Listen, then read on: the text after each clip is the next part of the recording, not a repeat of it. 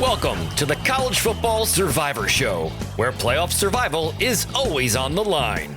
Here's Shehan J. Haraja and Bobak Hayeri. Hey everybody, welcome back to the College Football Survivor Show. I'm Bobak Hayeri with my co-host Shehan J. Haraja, national college football writer for CBS Sports. During the season, we examine the path to crowning an ultimate survivor in each year's college football playoff championship. But in the offseason, we broaden our topics a little bit. So today, we're going to talk about who we think are some of the biggest winners and losers of this offseason, which it's really only been, it's been barely like a month and a half since the season ended. But man, it's been a busy offseason so far. As always, you can find us on X and TikTok at CFB Survivor Show, where we have video highlights, run polls, and listen to your feedback. Please, if you get a chance, take a moment to like, rate, and subscribe to us wherever you get your podcasts. We enjoy your reviews greatly. But all that said, John, what are your thoughts right now? I mean, how are you feeling? It's been a hectic offseason. I'll tell you what, obviously, I think that we knew that this was going to be a longer offseason in a lot of ways because Jim Harbaugh stretched out the calendar because of his NFL dalliance. But what I don't think that we expected is, one, the retirement of Nick Saban, which has completely shifted not just Alabama, but every program in college football. And I think the other thing that's been kind of an interesting surprise is the number of assistants going both ways between college and the NFL, right? Well, obviously there's so much focus on, Jeff Hafley leaving to be a defensive coordinator or whatever. But I think that we've also seen a number of NFL assistants who were maybe on staffs that were let go, coming down to the college ranks. Eric Bieniemy over at UCLA, a great example of that. So it's been kind of a unique offseason for that reason. Because of the staff changes, we've seen the portal calendar just kind of continue on and on and on. I mean, I think maybe UCLA might be in a position where their portal is still technically open at this point. Maybe we're kind of reaching the end of it right now. But I don't think anybody expected this to stretch on as long as it has. We're finally getting to the point of getting to actual spring football, actual camp, actual, full staffs, hopefully. But we also can't forget, we're going to have a post-spring window, which is going to start this whole clock over again. Yeah, absolutely. And there's some teams there that we're going to be talking about probably that have loaded their rosters. But after spring, maybe one or two people are going to be like, okay, this is maybe too loaded and I'm not quite near the top. We'll see how that goes. And there's going to be, as we said, teams that are looking to fill gaps, fill holes, especially after that last round and how late it went. Kind of just really quick comment. One thing on the coaching moves. The way I've been looking at it is I think we're seeing an interesting shakeout of coaches who prefer the college ranks and prefer, especially the head coaches, who prefer this weird game that's kind of been created. Because, I mean, I sympathize with those who are like, this isn't when I started being an X's and O's coach 20, 30 years ago. This is not how I thought being a head coach was going to be when I reached it. So I'm wondering over time, are we going to see kind of a move and a shake of coaches who enjoy really the silliness of college football and those who prefer a little more certainty and go into the NFL. It's going to be fascinating to see that because that's the one thing. Everyone's like, oh, they're going to the NFL because they want an easier lifestyle. I'm like, if you've talked to some NFL coaches, that's a pretty bold statement. Because I mean, again, they're very well compensated. I'm not trying to say that they don't deserve it, but it's an intense lifestyle on either side. I think it just depends how you like your intensity. But all of that said, I thought we'd start a little bit about who we think some of the winners are. It's so funny. I wrote down 5. And real quick question. I'm sorry. I'm gonna have to maybe pull my age out one more time. Do you remember 5 Alive? Like the drink? No, I have no idea what you're talking about. Oh man, I looked it up. They apparently don't sell it in the U.S. anymore. Not because of bad things. Not after all those kids died. No. It's like it was Sunny D's rival. It was a Minute Maid drink. They were these things where when I was a kid.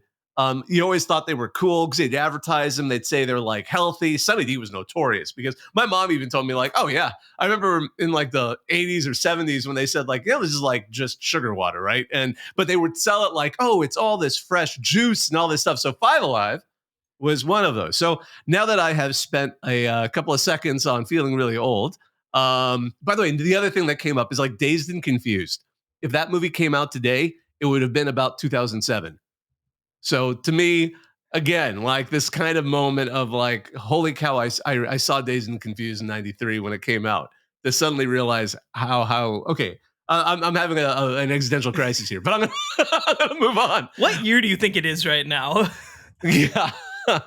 But moving on. So looking at some of the winners and losers, I'll let you kick off. Who do you think some of the biggest winners have been so far this offseason? Yeah, so just to kind of take a step back and let people into what we're doing, right? We're about to hit March. We're about to hit the opening of camp. For all intents and purposes, this window's ended.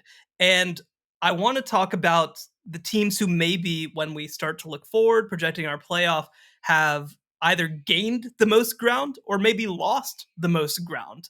And I don't think you can have this conversation without talking about Ohio State.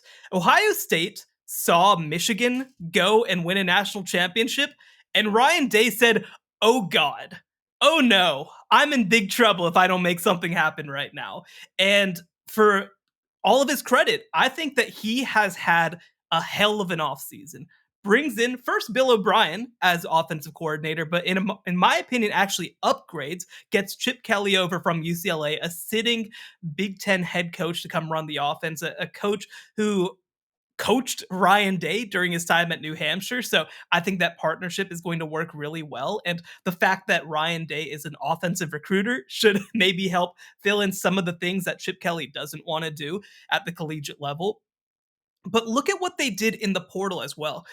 They bring in Quinshad Judkins from Ole Miss, one of the best running backs in the country over the last 2 years, going to be a perfect complement next to Travion Henderson, more of a muscle kind of all-purpose back versus Travion Henderson, who's such an explosive player.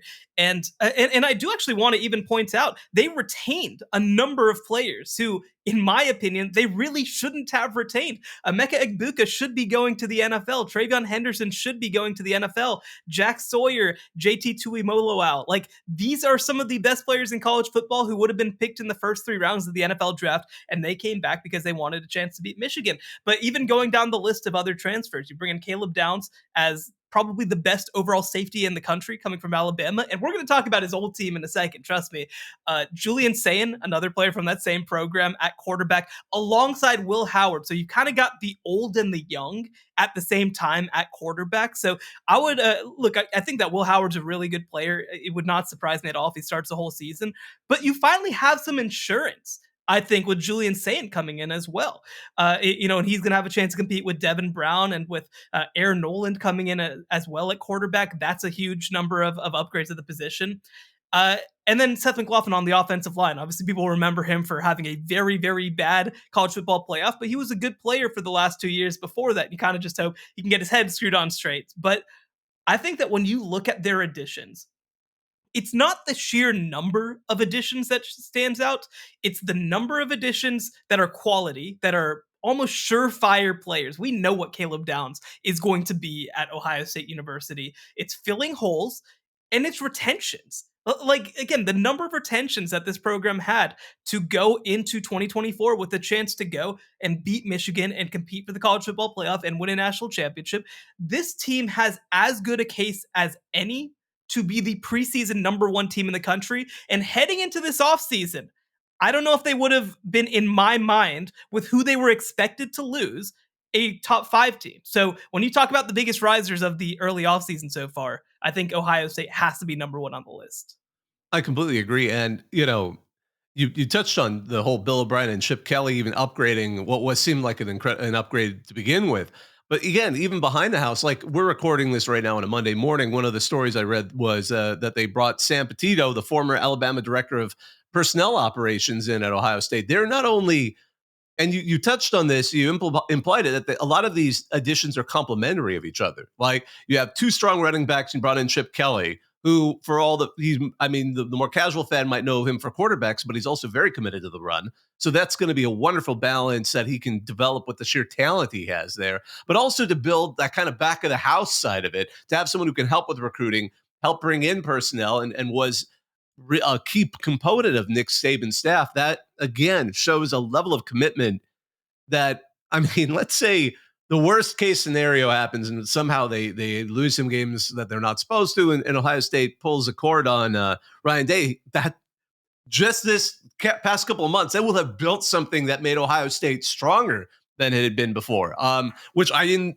really anticipate. I mean, we knew Michigan was going to be rebuilding to some extent, and it was going to give Ohio State that opportunity to come back. And then, of course, they had a pretty miserable showing in the bowl games, which made sense because, again, it was a lot of people just weren't. It was a low motivation game for them and a high motivation game for Mizzou. But the schedule for them next season looks decent, and they have reloaded the way they have and raise themselves up. Absolutely. I mean, really, the only big question is how much do they retain after this? Because they're so loaded, especially at the quarterback position. I'm very curious to see if anybody departs in the spring transfer window, particularly from that quarterback room. But we'll see. I mean, again, not enough can be said about that. I was kind of thinking my extension of a team that, and again, I'm saying relative here because Ohio State now we're talking about like, wow, they're the preseason number one, almost certainly, at least at this stage. They're going to be a national title contender. I'm going to talk about a team that isn't a national title contender, but seemed moribund until they actually poached someone from Ohio State. Bill O'Brien went to Boston College. That is not a hire I would have ever expected for Boston College. But if you know some of the background, I mean, obviously he's coached in that region before. He's obviously coached Tom Brady at one point. He obviously brought Penn State back in 2 seasons before he went into the Texans. I know there's somewhat of a personal reason for that. His son is undergoing treatment in the Boston area, so that brings him closer in that regard. But Boston College, I mean, I remember the first time I went to that campus. I went to watch a game there, and it is so small. Like, you don't realize it. It's actually funny because it's not in Boston, except for the stadium. It sits across the municipal border. So the Boston College Stadium, Alumni Stadium, is actually in the city of Boston. The rest of the campus is not. But it's a pretty campus, but it's a small campus. And the idea that they're able to compete on the ACC level, let alone as against the other power programs, was always an amazing thing. So their expectations have always been reasonable. They were kind of in that same basket as not quite. I mean, they've had historically more success than Wake Forest had, at least in the long term, if you look further back. But the idea of them being able to bring in a talent like that, I think, is going to keep them relevant because that's been big danger as we move forward. As we see, I don't know, the mid two or however you want to call the ACC and Big 12, there would be a concern that if, especially the ACC were to break apart, as Florida State seems to be a potential cause for, what would happen to some of these teams? And Boston College was always one of those teams where you're like, oh, I'm not sure what would happen to them. This gives them an opportunity to start building again and start building interest again, start recruiting again, and potentially be a team that, again, we're going to be realistic here. Once in a blue moon, have such a season, and Boston College has had that. They absolutely have had seasons where they've done remarkably well and they've gotten into the top 10.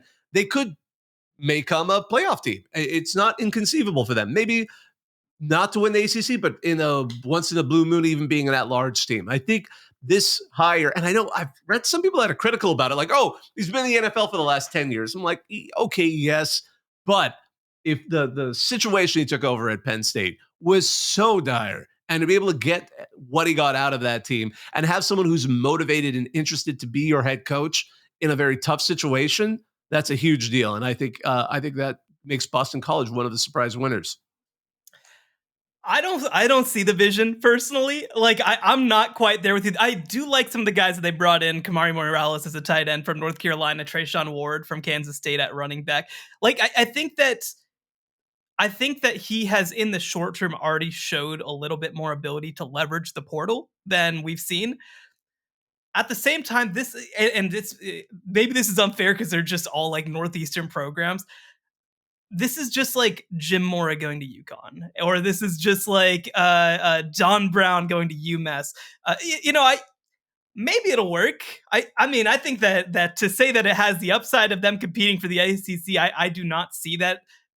When you talk about them, I'm not saying year after year. I'm not saying year after year. I know, but there's a chance. Their up season was like, hey, we happen to run into Matt Ryan. Like, that's nice. If they can get Matt Ryan again, I agree. They're going to be in good shape.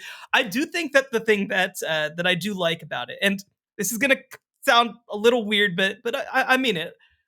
Like, I think that he is going to bring some stability because I think that he just kind of wants to be there. I think he just kind of wants to be settled. I think that we see with and this is obviously not a group of five job, but when you talk about some of these group of five jobs that have done a good job, I look at like the Frank Solich, right, where you have, the former Nebraska coach take over at Ohio. He's there for 15 years, does a great job, and ultimately that stability ends up being a huge boost for the program.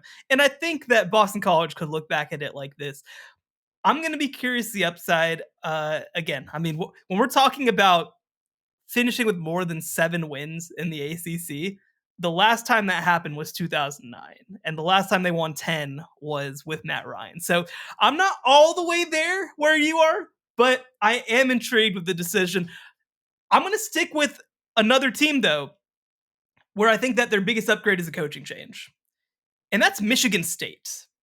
Michigan State brings in Jonathan Smith from Oregon State, and I'll tell you what, they might have accidentally gotten lucky as hell, because I think that Jonathan Smith would have been under heavy consideration to be the head coach at Washington if he was still at Oregon State when that job change happened. But Michigan State locks up their guy. They sign him to a long-term contract, and you're already starting to see some of the benefits. They put together a great transfer class, a number 21 transfer class in the country, headlined by Aiden Childs, who 247 rated the number 1 quarterback in the class. He's a dynamic athlete. They have not had a player like him. Offensively, gosh, when is the last time they had a player who was as explosive as Aiden Childs? Are we going back to like Le'Veon Bell? I'm sure there's somebody I'm forgetting, but it's been a while. They weren't known for their dynamic offensive players. And you talk about also what they bring in on the defensive side of the ball. They knew that they kind of had to shore up some things on that side. So I really like the long-term vision of this hire. I think that he is a fit for Michigan State. I think that, look, when you are Michigan State, you should certainly take a backseat to nobody, but I think you also need to know how to do things in a complementary way, I guess I would say, where, Michigan and Ohio State are going to get a lot of the attention. And so you need to be able to win in your own way. We saw that with Mark D'Antonio. He was able to win in Ohio with sort of second level recruits who he could develop. I think that Jonathan Smith fits this a lot. And with, by the way, Jim Harbaugh and a number of other people from Michigan going to the NFL, this is an opportunity for Michigan State not to necessarily reach national championship level, but to build something sustainable in both the short and long term. So I really like what they've put together. They're a program that I think is on the upswing. I'm going to go a little more mainstream then with this selection. No BC, but I'm going to go with another Catholic university, Notre Dame. I think they arguably, and I'm going to go, to me, what really pushed them over the top wasn't, they did well with the transfer portal. Obviously, Riley Leonard, a couple of really solid wideouts, especially Chris Mitchell from FIU. That was a huge get. I mean, again, sorry to use the G5's farm team, but that was a great example of wow, look how well he did at FIU. Imagine what he can do here. Obviously, staff, they brought Mike Denbrock from LSU brought him back. It's his 3rd time at the program, for a legitimate reason. I mean, Gerard Parker's now the head coach of Troy. Interesting, Mike Brown from Wisconsin. He, though, as a wide receivers coach, he's again another good one because I remember when he was there at Cincy for a while. But what really pushed Notre Dame over the top is because they won with the playoff realignment. I mean, it's 12 team now, but even if it's 14 or 16 at this point in time, I think Notre Dame got a lot out of it. Now you saw some of the weird, some folks whose opinions, they're out there, but they're not necessarily all that interesting or relevant. And I'm not talking anyone from the major sports media. I just want to be clear. Oh no, they can't get a first round bye. Well, yeah, they may not be able to get a first round bye in the 12 team playoff again for 2 years. TBD where we're going after 2 years. But they don't play a conference title game. So they kind of break even in that sense. So they already weren't going to be playing an extra game because they don't have a conference title game. So the opportunity to then just go into the playoff, potentially, if you're a higher seed, face a fairly weak opponent. Fairly, relatively speaking, especially if you get maybe if you get the G5 team and then you get like last year's Liberty team. But still, I think they won out because they get to stay independent. They get to keep their all the financial benefits that they see for themselves.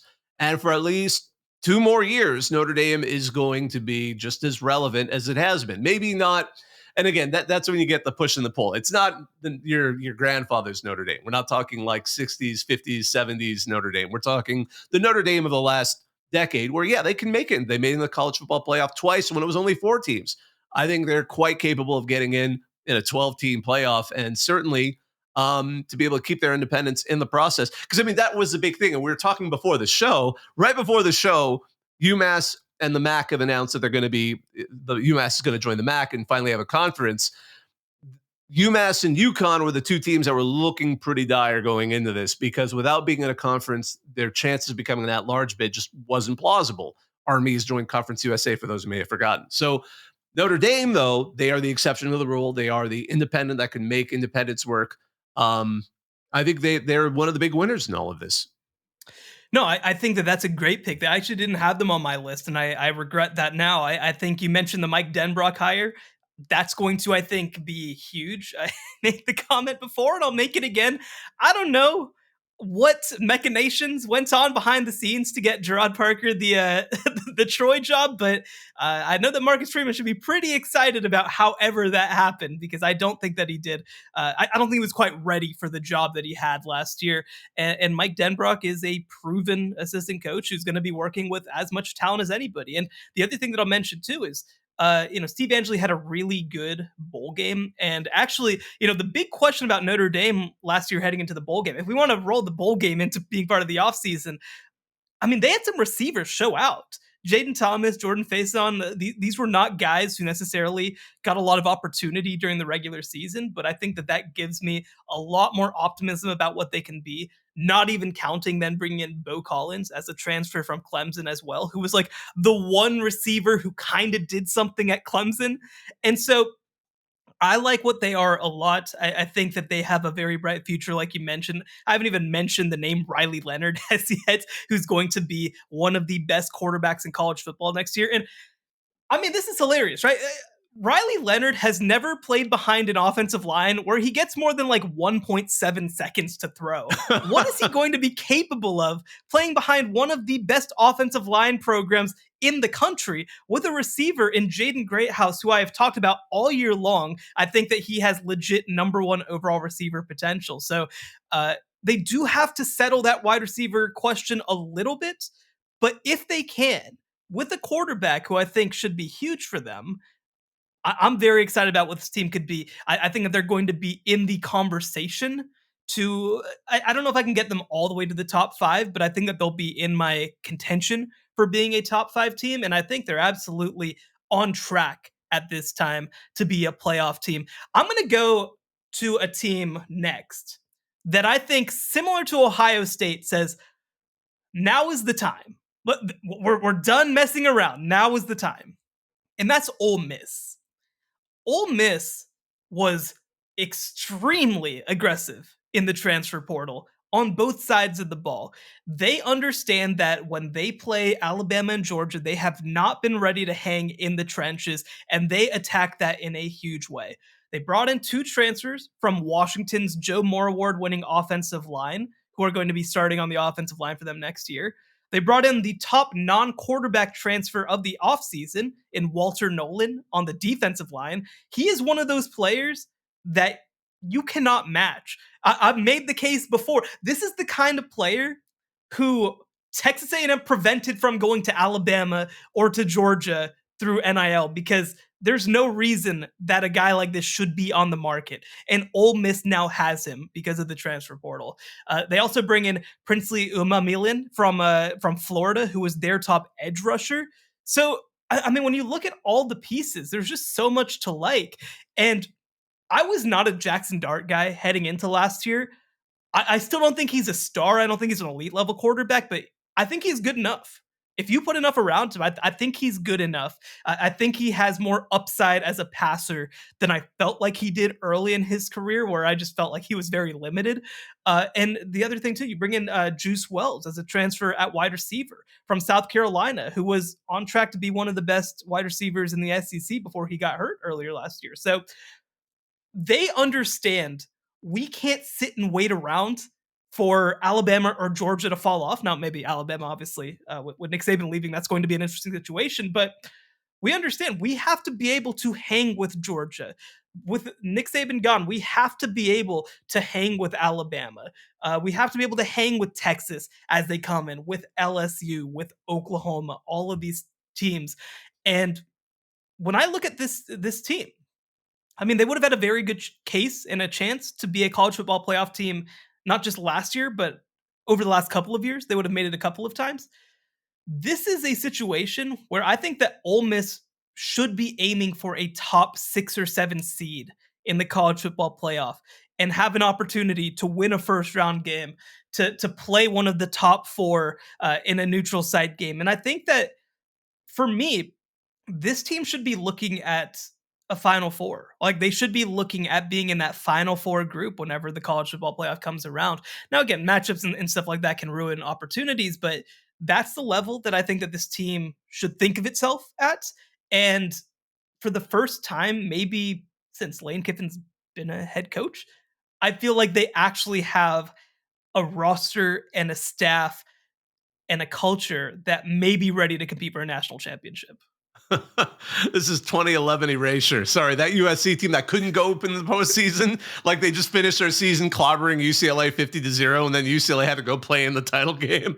But I agree with you. I think as playoff, or I should say, as portal happy as Lane Kiffin is, the portal is now Ole Miss ready, or I should say, the playoff is now Ole Miss ready. Wow, I got my brain turned around right there. Oh my goodness. But I think, really the only thing that I've got maybe possible concerns that could throw off Ole Miss would just be how well the transfers all mesh together. But I think he's proven that he's good at putting these teams together year after year. And as you pointed out, they should have been in the playoff had they been 12 teams in the previous years. So I don't see any reason to doubt them. I mean, again, they lost Quinshon Judkins. That was a one surprise in the portal season. But then Logan Diggs from LSU should be another good part of that running game for them. So I think Ole Miss is a great selection. They were on my list. Now, the other one I'm going to throw out there is a team that brought some talent in, certainly, but was remarkable for how solid and unassailable it was, for how much it kept together. And that's Oregon, because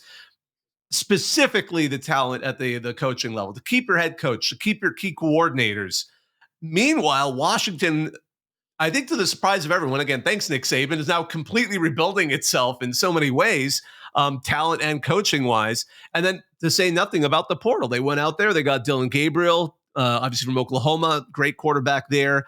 Maybe not a super elite quarterback, but certainly someone who should be able to plug in into that Oregon offense. And then Dante Moore from UCLA with a lot of upside there. He was a young man thrown into a tough situation. Didn't quite go as well as maybe UCLA fans would have hoped, but that didn't denigrate his talent level. They brought in some they brought in some linemen, Matthew Bedford. They brought some guys on the defensive side of the ball. They even brought in a D2 rusher, which I guess is now a trendy thing to do after Mizzou proved that can be quite successful. They brought Northwest Missouri State's Jay Harris to be their new back. So I'm looking forward to seeing that. And again, I love that, by the way, because D2 football, historically, you'd occasionally, I mean, people are really into the draft, but sometimes see, some D2 guys get it in, and all that stuff, especially on the line and stuff like that. But the portal has made a lot of these guys, I think, a little more attractive, particularly, I don't know if it's always been that way or if it's something more recent, but again, I'm happy to see this. These guys deserve recognition and especially an opportunity to show that they can compete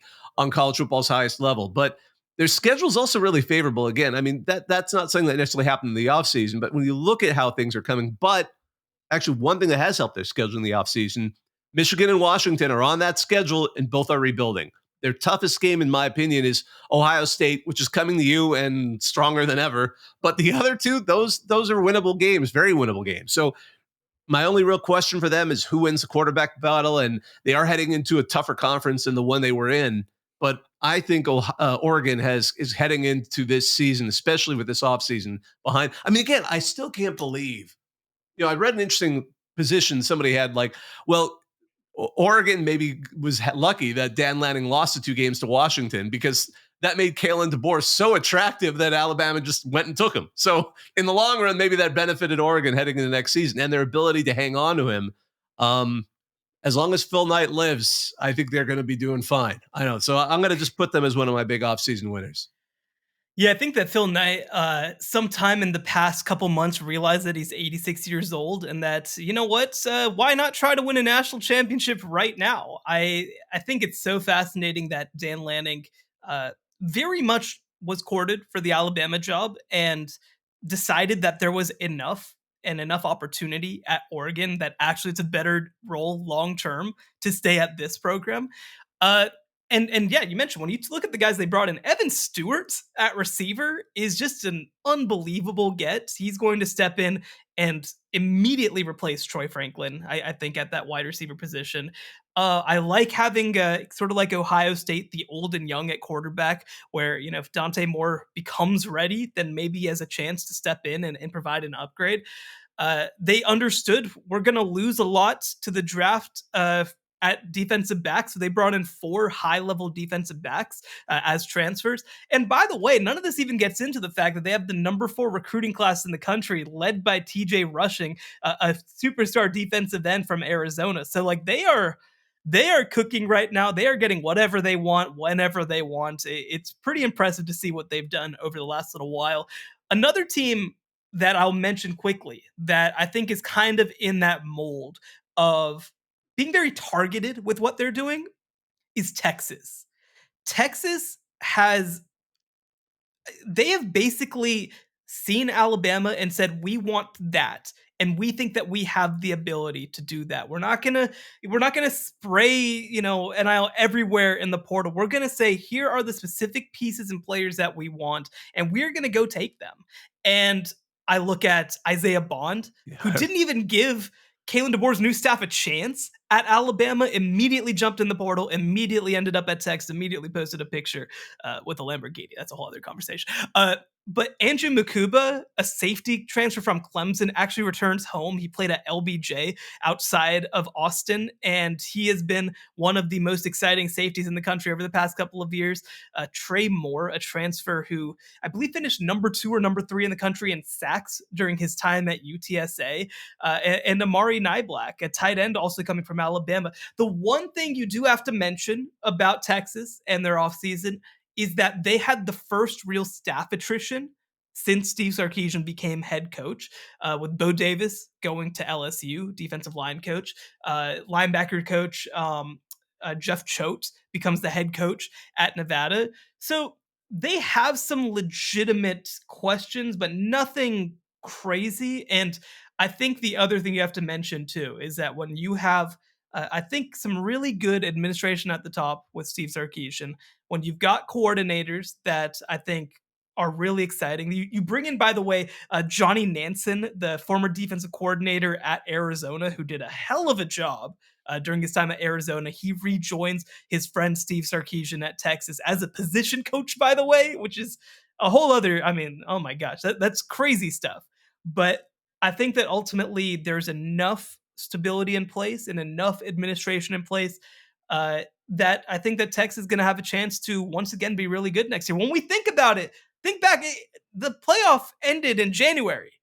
Only one of the 4 head coaches in the college football playoff is still a head coach at their program, and that is Steve Sarkisian at the University of Texas. So, similar deal. They should very much expect to be in the college football playoff. They should very much expect to compete with Georgia for the SEC next year. And I think it's going to be fascinating to see with the grind that they're going to be up against. Are they built for it? You know, I think that makes a good transition to maybe some of the losers in the offseason, and only because, as you brought up with Nansen, Arizona was on my list of some of the losers. And to be fair, there's so many things going wrong for the Wildcats that have nothing to do with football. I mean, that entire accounting error that, I mean, yeah, it isn't in the 200 millions, it's only in the 170 millions apparently, has put their whole Yay. yeah. Has put their school in a whole awkward situation. And I know I was listening to an interview with Jed Fish. He was talking about leaving because obviously he departed to go to Washington, took some of his key coaches with him to be there as well. And you know, he was talking about the fact that now I have money to hire more assistants to do a better job. You know, and I know it was tough for him.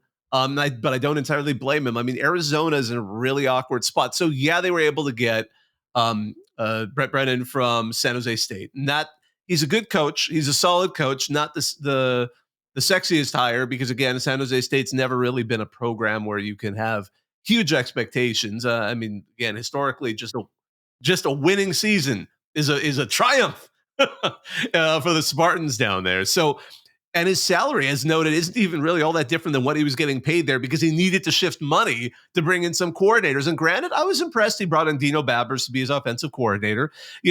Obviously the Syracuse job as a head coach didn't work out for him, but he was a talented offensive coordinator before. He was able to keep Noah Fafita and Jaden Clark, and some of the talent is still there, but still, ultimately, money keeps you relevant, and Arizona was kind of an unexpected program to see suffer in all of this because of an own goal. Had nothing to do. It isn't the same situation as Wazoo and Oregon State where you're like, oh my gosh, after the money runs out in a couple of years, what are they going to do? This is a team that should have been.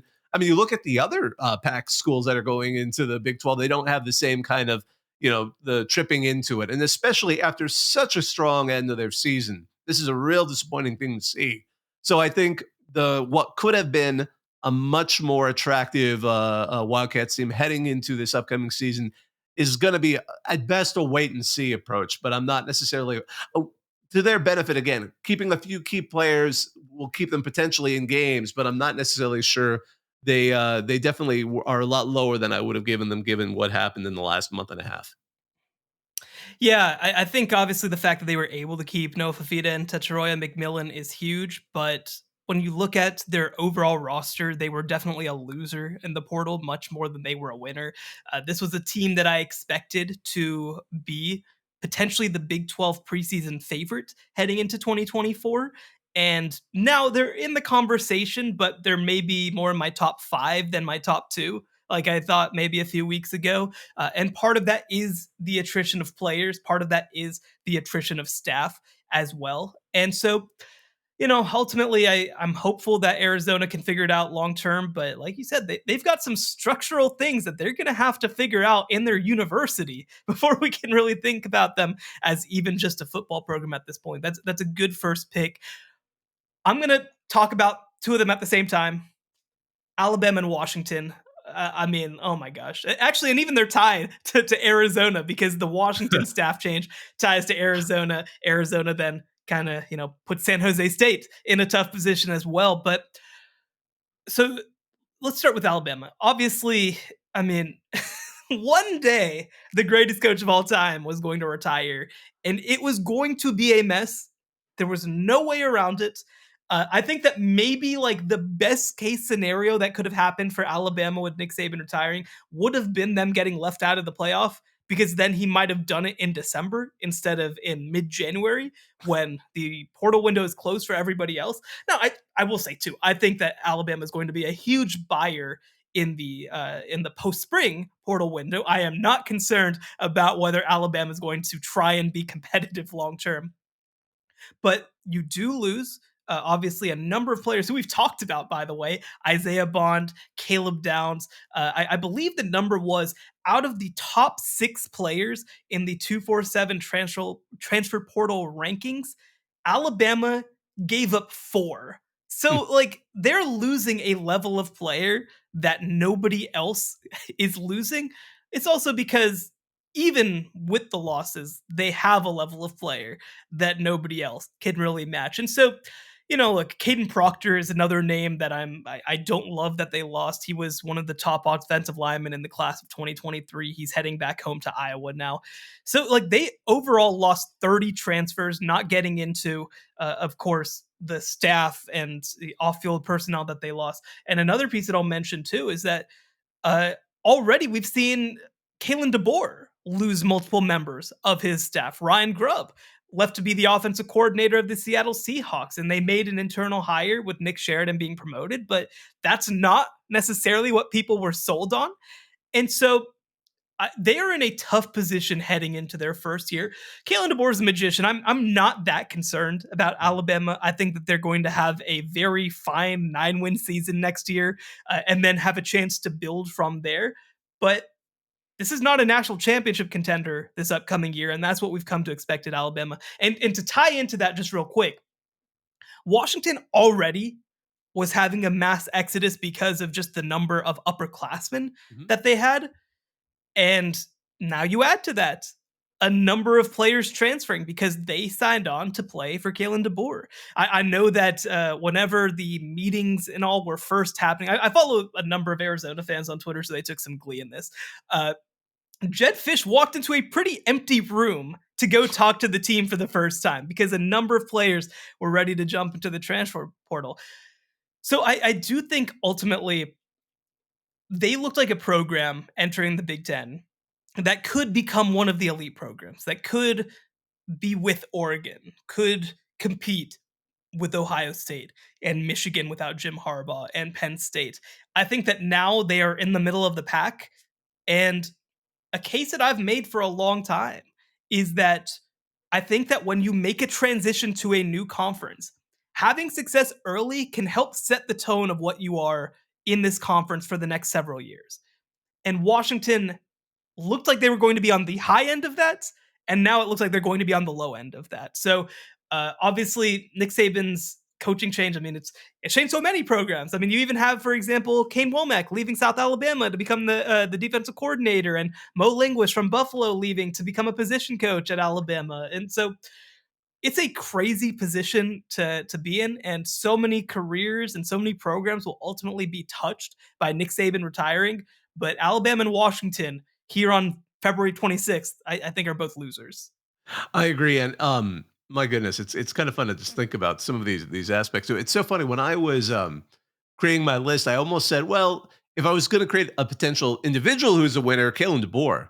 And it's weird to say that Kalen DeBoer is actually, in my mind, one of the best winners of this offseason, but that is not Alabama's benefit. But I mean, who could replace Nick Saban? It's such a tough thing to expect. I mean, we going to resurrect, Bear Bryant? He'd be confused. It's like, what, we can openly pay them now? It would be hard to say. But that said, I think the 12-team playoff is going to be more forgiving. So if you can get a 10-win season out of it, you said 9, which I think is more plausible, but if you can get a 10-win season, suddenly Alabama's in the playoff, and I think the fans, while there'd be a little trepidation at how they got there, they'd still be pleased for now. I mean, again, we'd let it move forward as people get used to it, but yeah, he was just handed the keys to one heck of a vehicle. And even if he bombs, he's going to be set for life. So I don't really feel bad for him. So I'm like, he's at the pinnacle. Like, oh, what's the worst thing? I kind of flame out at Alabama and then collect a bunch of money and go retire wherever I want to retire at that point. I do really want to know what happened with Grubb. Like, was it that he really wanted to be in the NFL, or was it that he got there and he's like, not sure I'm into this? Because again, we always remember that Saban tried to hire him away the previous season. But another team heading into the season, and I love the way you said that, like setting the tone when you get into a new conference. And Washington, I think, is a bit of a surprise because we expected them to be somewhat stronger than they are now heading into the Big Ten. But a team that was already kind of seemingly a weak addition that only seems weaker with how the offseason's gone is UCLA, because they had a demoralizing way to lose a head coach. I mean, Chip Kelly departing was not a surprise. It was kind of a weird mix of UCLA's athletic department. Part of the reason they jumped to join the Big Ten is they needed extra money to help fund everything because it's an enormous athletic department. I mean, they compete in virtually every sport, which is why I think now they're number 2. I mean, Stanford, UCLA, and USC are 1, 2, 3 in NCAA championships. And I mean, by a country mile. If you look at then it's like Oklahoma State, but there's like a 50 championship gap between those two programs. So that's how much they care about sports. So they were trying to pour money into it by going to that. But then at the same time, Chip Kelly, they didn't really want to buy him out. So he gets his job. I think what really hurt was seeing him take the Ohio State job. That was unprecedented. I don't think any of us have ever thought we'd see the day where I don't know what you call them, the Super 2 or however you want to call them, like a top tier conference head coach goes without being fired this isn't Dino Babers from Syracuse joining, Arizona. This is a guy who was being paid and could have gotten potentially some kind of, if they had fired him, they would have had to pay him a lot more money, but all money to him. Deshaun Foster, I still think it feels too much like they got stuck. It feels, I don't know if it's been finalized yet at the time we're recording this, but yeah, Eric Bieniemy is going to potentially come in to be their offensive coordinator. But what's weird to me is he's always come up as a head coaching candidate. He's been a head coaching candidate for other schools like Colorado before they went with Deion Sanders, which arguably, okay, that's a bigger splash. But, it's weird when you have to hire someone who could be your replacement. Or I'm like wondering in my head, how did Bieniemy not get the head coaching job and you gave it to Foster and maybe switch him around, have Deshaun Foster elevate to being offensive coordinator. Then you have at least what seemed in my mind be a little bit more of a sensible hierarchy between a veteran and still a fairly young coach. But the other problem that is still nagging UCLA for all the money that, again, they're tight on cash.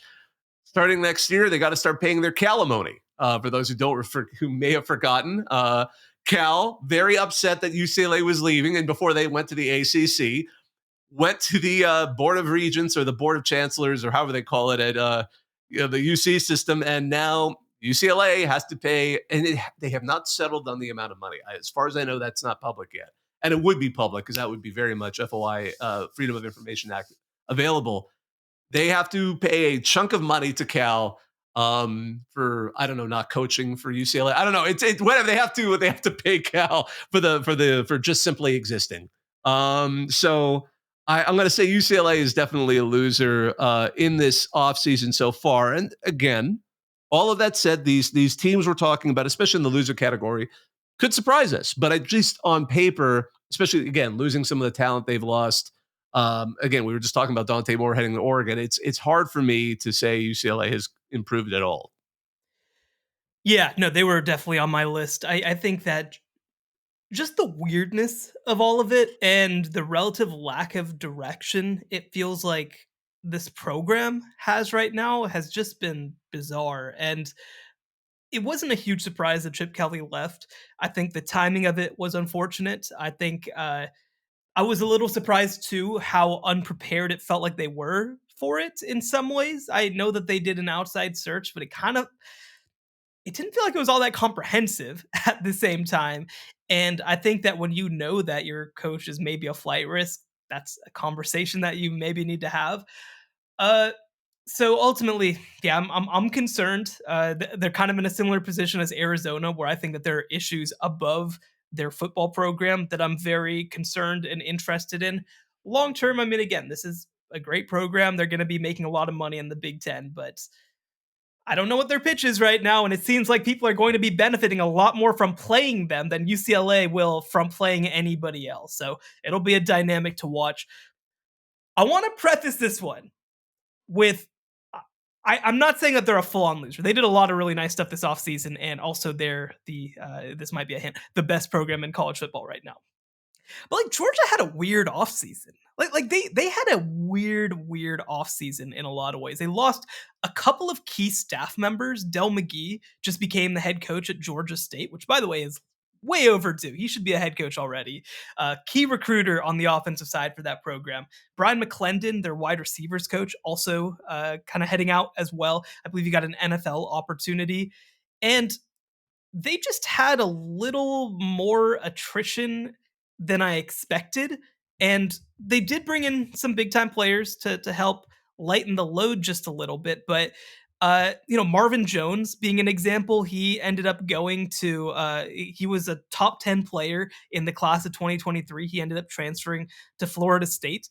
I will say, obviously I'm a CBS guy, I'm a 247 guy. On3 has a great kind of rankings of talent in versus talent out when you look at transfer portal. And out of 70 teams, Georgia's 67th because they lost 21 players and gained 7. Now, part of this is like they have such an excess of talent. I don't want to overreact to this. Georgia's going to be, at worst, my number 2 team in the preseason, but it just felt a little weird. Just the number of players going, the quality of players who ended up transferring, some of the staff changes that ended up happening. Fran Brown. I just wanted to throw Fran Brown there because we have to. He was another Fran big Brown, of course. Yeah, of course. No, of course. One of my coaches to watch in college football, defensive backs coach, now the head coach at Syracuse. So like, it was just a weirder offseason than I'm used to an all-time program having. And I don't think it's going to impact them in 2024. And I also want to say, I mean, they made some incredible moves in the transfer portal. London Humphreys was one of the top-rated overall players as a wide receiver in the transfer portal. He's heading to the University of Georgia. Trevor Etienne goes from their rival, by the way, Florida, to ultimately ends up at Georgia. So again, this is not this is not panic or concern necessarily. It's just something that when we talk about a program being Nick Saban's Alabama, like I can't remember Nick Saban's Alabama having an offseason quite like this. And uh, next year they'll probably have the number one recruiting class in the country and hire the most amazing coordinators that I've ever heard of in my life and be fine. But it's just something that I'm like kind of keeping a bit of an eye on, that this was weird. And now I've got to like go back and have to believe in Mike Bobo again. And I think you brought up something interesting, or at least as you were talking, I thought, if anything, Georgia just managed, because this has been such a strange offseason with how late it ran, especially with Nick Saban's departure and the ramifications of it. I mean, he's very much like a Darth Vader character. Like the whole story, the whole universe of Star Wars and college football surrounds actually this one individual and what he did. We're living in the throes of his departure, but at the same time, I think they're happy just to have survived as well as they have, given all the things that happened at all those other programs. Because as we were just talking about, three of the four playoff teams all lost their head coaches. So, at this point, I believe Georgia and Texas are just glad they made it through with the least amount of shakeups, given that. Because again, both of them had coordinators that became head coaches. Both of them had some transfers. Both of them brought in some great transfers. But I agree. I think they certainly have not had been as big of a splash as we might have expected. But I think all in all, a lot of them are just happy it's over. And then they can kind of focus on being Georgia again, which thankfully they've got a lot of those key components. I'm going to kind of group a bunch of teams together for another group that I feel has lost this offseason. And that's members of the mid-two, for lack of a better word, the ACC and the Big 12, because for some of you may remember, a little earlier this offseason, the Big Ten and SEC suddenly had a wake-up moment that, you know what? We're rivals, yes, but we can also kind of band together a little bit and create their joint advisory committee, and with that, they can start to sort of throw their weight around in a way that, sure, there had been some level before, but it had always been kind of the herding cats mentality of the Power Five. Obviously, the alliance was an attempt to kind of counteract some of the power that was forming that went disastrously. But with this joint advisory committee, it seems like, and we've been hearing the conversations about how the playoff might expand after the next 2 years. And will that be something where there'll be more automatic qualifiers for the Big Ten and SEC? That's something the two of us have talked about on the previous show. But heading into this, I believe that's going to put all of those other programs, it only underlines the weaker position they're in. And how that manifests in interest in the programs, in recruiting, could be a bigger macro issue. And I mean, it really is. I mean, the sheer amount of money we're talking about over time is going to accrue, is going to make a difference. And especially with the Big 12, to their credit, seems to be the more solid of the two. But the natives are restless in the ACC, and the potential existential risk that conference has is another reason why. So all of that happening this offseason, I'm wary for those teams. I don't know what the future holds for them. I'm not sure, especially when we were talking about in the previous program, if there is some grander shakeout of the G5 from the Power Four, if they split apart from each other. Inevitably, there's a haves and have-nots. I don't think we're going to say, oh, everyone's an equal now. It's like suddenly they're going to be the bottom tier of this greater conference. So I feel that a lot of this has been underlined watching the shift in power and watching the power of these Super 2 conferences assert itself more as they start to unite. Yeah, I mean, it's going to be a dynamic that I think we're watching very closely over not just this upcoming season, but long term. And we talked about it. I mean, the SEC and Big Ten are already kind of trying to assert their power with the playoff process, potentially trying to bring in 4 auto bids. Like, they need more auto bids to have teams make the playoff. Maybe you should just make good football teams. But this is going to be something that happens long term. And it's funny, I had somebody essentially tweet at me like, well, if these were businesses, like, this is how they would advocate for their business and shareholders. It's like, well, yeah, but at the same time, like, if they were businesses, we'd have antitrust laws and the federal government to come in and say, nah, that's anti-competitive. You'd think that sports, of all things, would be a place where we wouldn't have anti-competitive measures, but that's kind of the world we live in right now, where sports are kind of more being run at this level in boardrooms than necessarily on the playing surface necessarily. But this is, I think, a bigger conversation, maybe for another day. To kind of keep going, I don't. What is the pathway for Florida doing this thing next year? I just don't. I They have one of the hardest schedules that I've ever seen in my life this upcoming season. They also ended up losing, I think, 23 transfers this offseason from a team where there's plenty of opportunity available. Like we mentioned, Trevor Etienne going to their direct rival. Like this is crazy. Princely Umanmilian, like I mentioned, going to Ole Miss, their top edge rusher. This stuff is not normal. This is not what a third-year staff has happened. And it's crazy because I was very excited about the Billy Napier hire when it was made, and I think that he's done a lot of things on paper that make sense. But this has just not happened the way that it's supposed to happen. And just to run through their schedule real quick: Miami, then they play Sanford, Texas A&M, at Mississippi State, UCF. So like playing Miami and UCF and Florida State in non-conference play, that seems like a very bad idea. At Tennessee versus Kentucky versus Georgia, at Texas versus LSU versus Ole Miss at Florida State.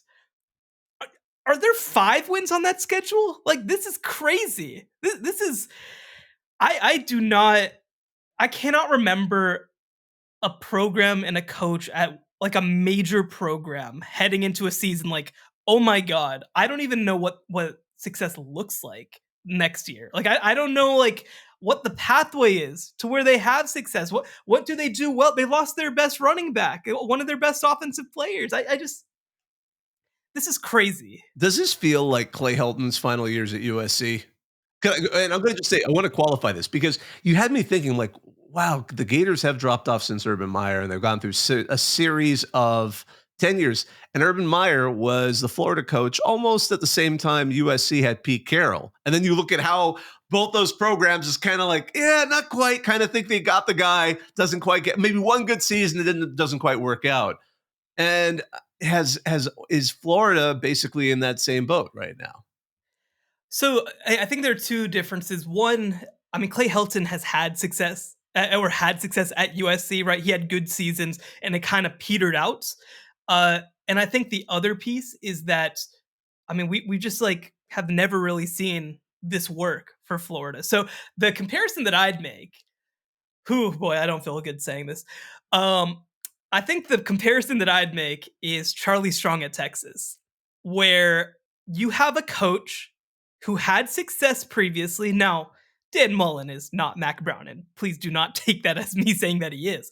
But they were in New Year's Six games. They were in conference championship games. They had a chance in some of these games, and things kind of just started to slide a little bit. And so Florida and Texas acted quickly and were like, nope, we are not letting this slide anymore. We're making a change right now. And now you're in a position where maybe you actually would have just been better off if you didn't make that change. Now, I don't know whether Dan Mullen would have figured it out necessarily. I don't know whether Mac Brown, if he had stayed at Texas, would have figured it out. But at the same time, what happened next was so much worse, like historically worse in the context of what is going on at these programs.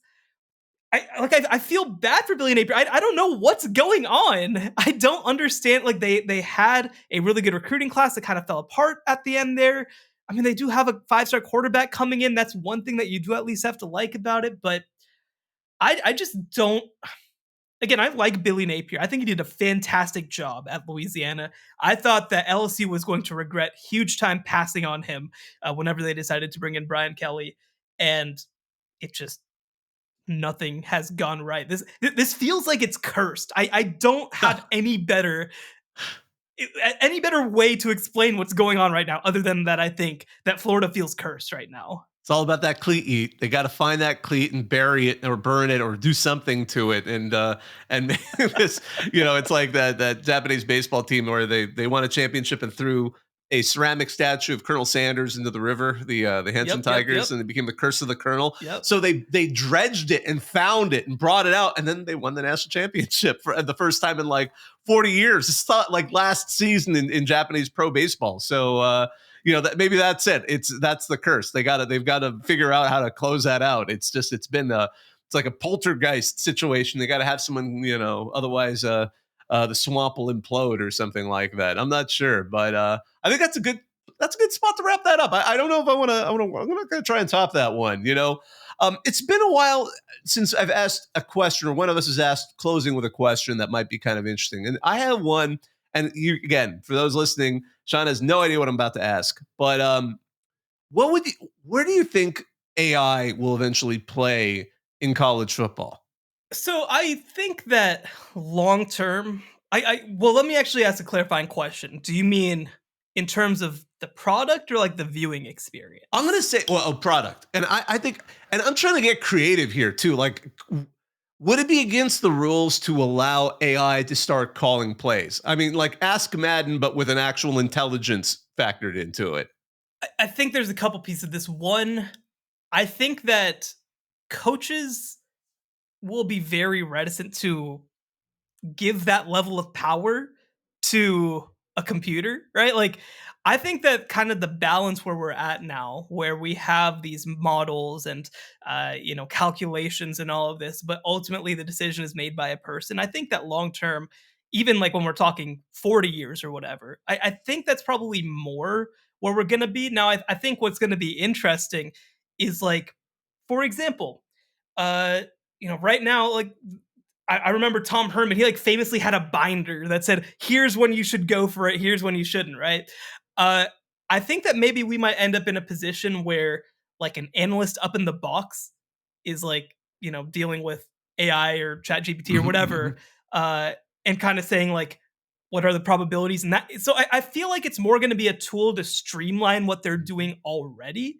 I don't think that we're going to end up in a position where, well, because I think the other piece of this too is, you know, I think that humans are still, and obviously, look, in 100 years, this might be a different conversation, but I think that humans at this point are still generally better at quickly reading and reacting than AI is, right? Like, I think that when you look at the processing time, like it's not like AI is going to be able to quickly look at a coverage and immediately know what play is in the split second that you have to communicate a play to somebody, right? Like, I think that that's outside of the bounds of what AI can reasonably be expected to do.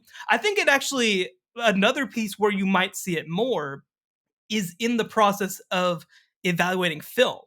I think that that might be a place where we see it a bit more, where whether it can model things or whether it can, track data just at a maybe more efficient rate. But I ultimately think, and this is kind of my perspective on AI in general, is that long term, I expect that it's going to be more like the internet was, right? Where at one point, I'm a journalist, right?